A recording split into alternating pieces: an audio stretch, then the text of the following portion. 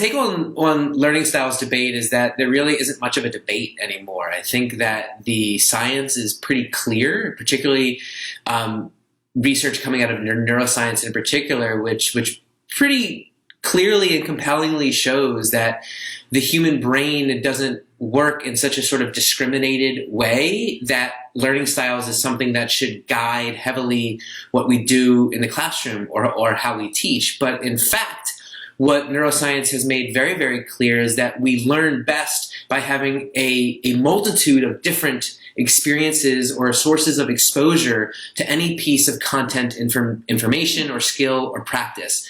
So the way to sort of translate this into pedagogical practices is that we shouldn't be preferring any particular learning style, but we should be giving students opportunities across learning styles. They should be able to engage kinesthetically, visually, auditorily. All of the styles should be used because all of these give cues in putting a piece of information into our brain.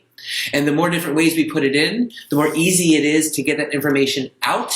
And that's what we're trying to do with our students, is create not just the retention and sort of embedding of information, but the ability to retrieve that information. And that's really at its core what learning is, the ability to retrieve the information and do something with it.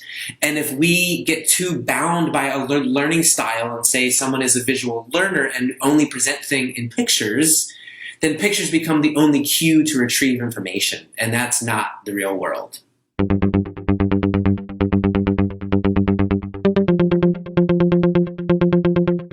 I'm going to answer this in relation to another question, which is asking about transforming STEM teaching, because I think talking about an example in STEM teaching can best sort of illustrate how we're using the research around pedagogy to drive practice. What usually drives teaching practice is tradition and experience, right? So how I was taught is how I tend to teach people, or what worked for me is what I tend to do for other people.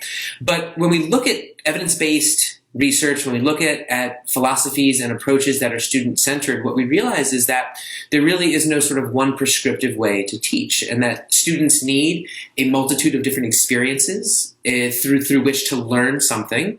And really one of the biggest roles of an instructor is to create conditions for learning to happen, not necessarily to do the learning for the student or to just deliver information, but to create conditions and opportunities for the right kind of learning to take place.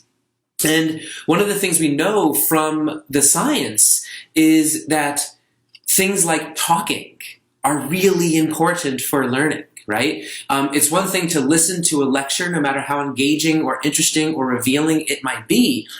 And that does work. That is an important component to a learning process, but it's only a component of it. And we know that for our brains to fully sort of own a piece of information, to do with it what we need our students to do with it, they have to have opportunities to talk and to make meaning and to make their own sense of what they are being exposed to put it in their own words, right?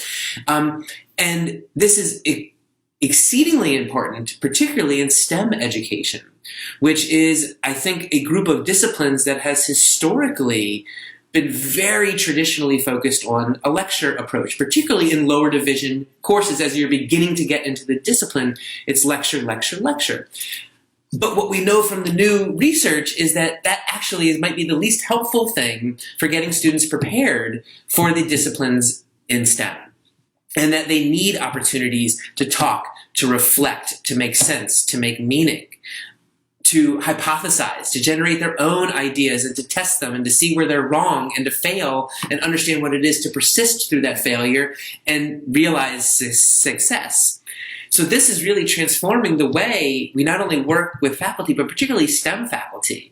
And on our campus in particular, we have recently received some really nice grant funding to further disseminate a program designed on creating faculty learning communities amongst the STEM disciplines, where faculty are going through a year-long program being exposed to the research, coming up front to the research, and really making sense of it for what it might do for their own classes and how they design their courses. And what we see in the second semester are the beginnings of transformation of their courses from, for many, a strict lecture approach to looking for those strategic places, times, and opportunities to get students to be doing some of the work too, to get them reflecting, to get them talking, to get them hypothesizing, whatever it may be, but to have them start becoming scientists from day one.